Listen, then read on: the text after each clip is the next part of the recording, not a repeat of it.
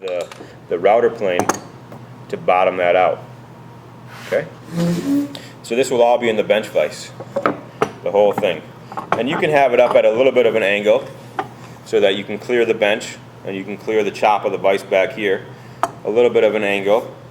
You'll just have to know that your router plane will have to be able to match that angle because it has to ride flat on both surfaces. Okay? So the first thing I'm going to do, loosen the clamp and adjust the cutter until it's barely touching my mountain peak. Okay, so I'm loosening the clamp, lowering the cutter, okay, and I'm barely touching the mountain peak. So then I'm going to do another half turn after that and then tighten the clamp. Okay? And you can see that I took off a very small amount. And if I do that again, I can't cut anymore. So what I have to do is lower the cutter, loosen the clamp a little bit, lower the cutter a half of a turn, tighten the clamp. And you'll notice that each shaving will get bigger because I'm cutting a wider and wider mountain peak, but I'm not necessarily going any deeper each cut. I'm doing a half of a turn for each cut. And as we go deeper, you'll see my technique will change, and I'll explain that when we get there. But right now, we can still just go straight across. So we're loosening the clamp,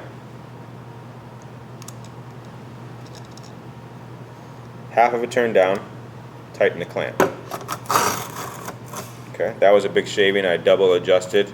Don't make that mistake. You could ruin your project. Loosen the clamp, lower the cutter, tighten the clamp.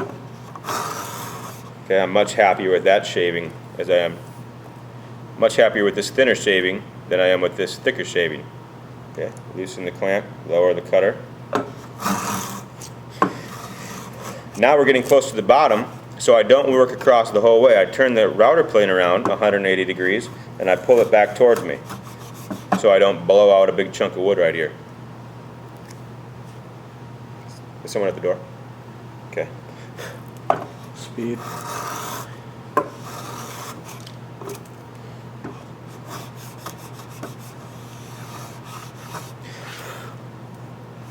Almost down to depth. I'm going to do another half of a turn. A little bit across. Make sure there's no shavings that are left on top of your surfaces here.